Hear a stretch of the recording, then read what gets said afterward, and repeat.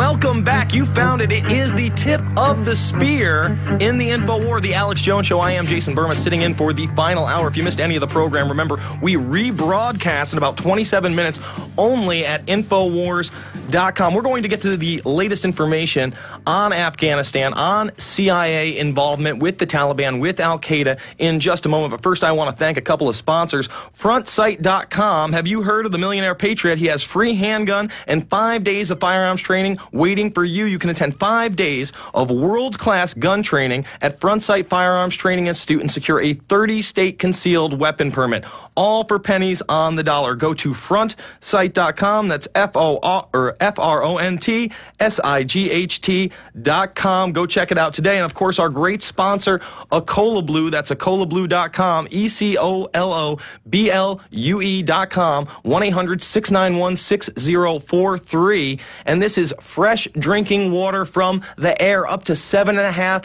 gallons out there. And they have a 7 or 12-stage filtering system. The tastiest and most healthy water you can possibly imagine. It is such a cool device, AcolaBlue.com. Now, we're going to go to your calls.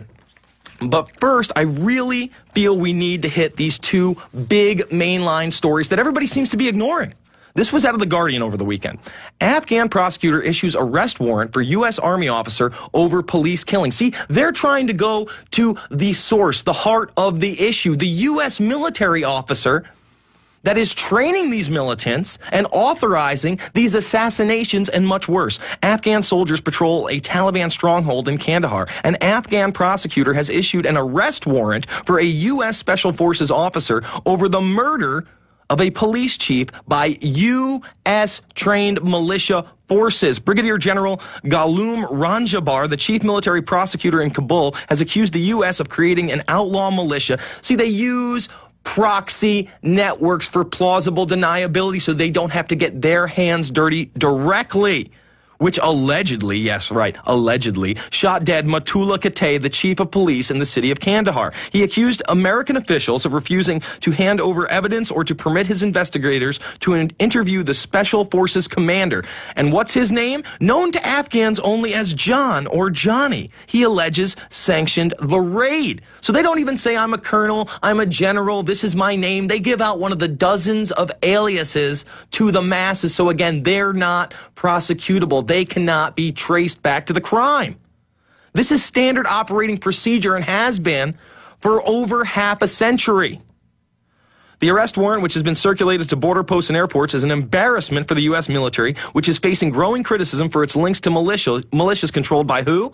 Warlords. And, of course, the head warlord is Walid Ahmed Karzai, Hamid Karzai's brother, and the lead opium dealer, supported by who? The CIA for the last 8 years, superseding both the Bush and Obama administrations. In Kandahar, the militias have been accused of murder, rape, and extortion. Ranjabar said an investigation found the force that killed Katay operated from where? Camp Gecko, U.S. military training facility in the hills outside of Kandahar, a base for both U.S. Special Forces and who? The CIA. There it is right there, folks, for PrisonPlanet.tv viewers. If you go to Kandahar, people say these guys pretend to be interpreters, but they carry out night raids and assassinations, said Ranjabar. We hear lots of strange and shocking stories.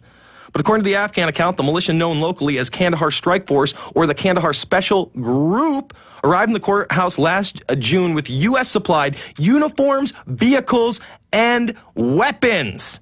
And who are they linked to? Again, Karzai's brother, Ahmed Wali Karzai. It's all here in black and white. When are we going to wake up? And then the New York Times does this puff piece, which intercedes with this information. Despite doubts, U.S. still uses private spies. Where were you doubting this? The military-industrial complex always uses Blackwater, Lockheed Martin, Raytheon to carry out some of their dirty work. Top military officials have continued to rely on a secret network of private spies who have produced hundreds of reports from deep inside Afghanistan and Pakistan, according to American officials and businessmen, despite concerns among some in the military about the legality of the operation, because it is illegal. Illegal.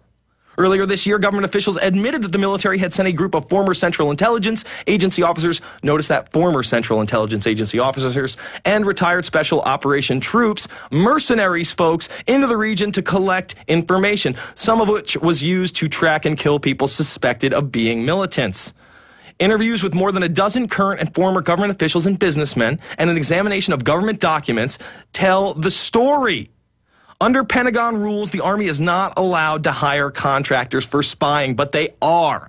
But of course, military officials said that General David H. Petraeus, the top commander in the region, signed off on the operation in January of 2009.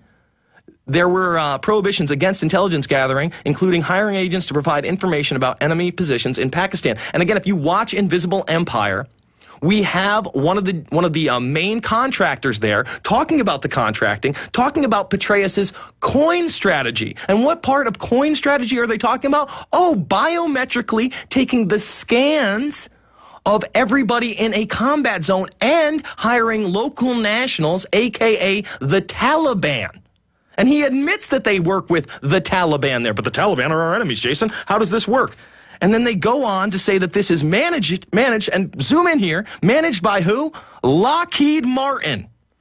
Lockheed Martin and supervised by the Pentagon office in charge of Special Operations Policy. Lockheed Martin running the secret spy network that interconnects with U.S. Special Forces and the CIA, where they go murder local police officials. All right, I said I'd go to your calls, so we're going to hit it up. We're taking your calls. Pastor in Ohio. Pastor, you're on the line. Yes, well, I was calling earlier when Alex had his guest on, but one of the things I was listening to what you were saying, one of the things you was talking about deception. Our Columbus, Ohio mayor just met with Barack Obama about closed doors. As a matter of fact, him and Newark, New Jersey mayor and Minneapolis, Minnesota mayor, they all met with him this past week, or yesterday, talking about terrorism. Now, they're bringing up Somalians that live in the Columbus area and stuff, but the problem is it was a matter of national security. And with all the things that, you guys have been allowing us, the people, to know, I mean, you guys are sharing your knowledge with us as far as everything that's going on around the world. I just want, first of all, praise you guys for what you're doing, because more and more people are waking up. Well, Pastor, listen, I appreciate the call, and there has been a effort to really demonize Somali pirates around the world and say those Somali pirates, they're terrorists now. Everybody's a terrorist. There's no other terms out there. You do something bad, you're a terrorist. So they may be using them as the next scapegoat, the next patsy in their false flag operations, and we have to be very wary of that. Appreciate the call. John in Ohio. John, you're on the line. Yeah, I've been waiting to talk to Alex, too, but I can talk to you in a minute or two. It'd be silly to think that my disagreements on certain points could be developed that way. Something like WSWS.org or Workers.org, having a program uninterrupted for a year might do it. But I wanted to make the point that I think Alex and this program is really fighting the IMF, the World Bank, the CIA, the military-industrial complex on half of its positions, but is absolutely strongly supporting them on the other half. Wait, hold on, let's stop. What are we possibly supporting on the IMF? What are we possibly supporting on global governance? What are we possibly supporting? You're not going to have that much time, so give me at least one well-put example, sir. Well, I've got about 10, but if you're talking about when Alex uses as an example of censorship and constantly piggybacks on the corporate media's bashing of Chavez rather than the country right next door. Let's stop, John. Chavez is a dictator out and out. He stopped media companies throughout his country over the last 12 months openly. I feature him as one of my dictators very briefly in Invisible Empire. Has Chavez done some good things? Sure, he's done some good things out there, but he is a dictator. You can't vote him out of power. That's not freedom. That's not a constitutional republic. I'm not pro-communist, man, and neither is Alex Jones. So that's not running for the IMF and the World Bank to point out that he's not not good either.